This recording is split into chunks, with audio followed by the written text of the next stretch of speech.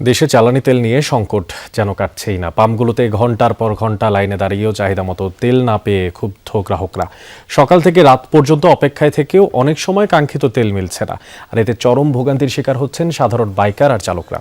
সবচেয়ে বেশি সংকট রংপুর বিভাগে। জ্বালানি তেলের অভাবে সাময়িকভাবে বন্ধ রয়েছে অনেক পাম্প, চাহিদা অনুযায়ী মিলছে না ডিজেলও।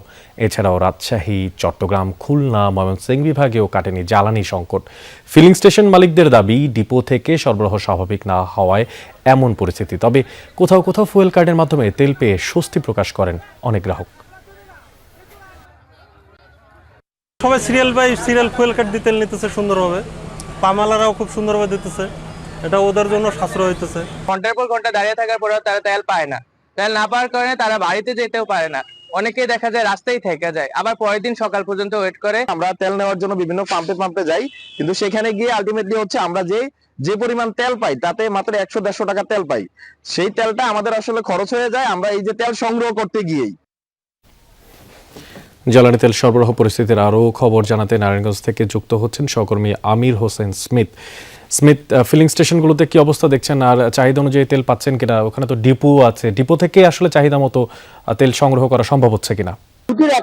তেল এসে পৌঁছায়নি। আমি কিছুক্ষণ আগে এই ফিলিং স্টেশনের যে ম্যানেজার আছেন বা যারা কর্মচারী আছেন তাদের সাথে কথা বলেছি, তারা আমাদেরকে যেটি জানিয়েছেন হয়তো অল্প কিছু এখন পর্যন্ত আসছে। আগে কিন্তু আমি যদি দেখাতে চাই প্রচুর যানবাহন মধ্যে তেলের জন্য অপেক্ষা করছেন, তেলের জন্য অপেক্ষা করছেন। সেই দুপুর 2টা থেকে তারা সিরিয়াল দিয়েছেন, সেই সিরিয়াল অনুযায়ী কিন্তু এখনো তারা দাঁড়িয়ে আছেন। তারা বলছেন যে ঘন্টার পর ঘন্টা দাঁড়িয়ে থেকেও তাদেরকে কাঙ্ক্ষিত মাত্রার যে সেটা কিন্তু তারা পাচ্ছেন না। আর কিছুক্ষণ আগে আমি ডিপোগুলোর যে খবর নিয়েছি, তারা আমাদেরকে যেটি জানিয়েছেন যে অনেকটা রেশনিং পদ্ধতিতে তারা তেল সরবরাহ করছেন, যে কারণে কিন্তু তেলের যে পরিমাণ আগে যে পরিমাণ চাহিদা ছিল তার অর্ধেকের মতো তেল তারা সরবরাহ পাচ্ছেন।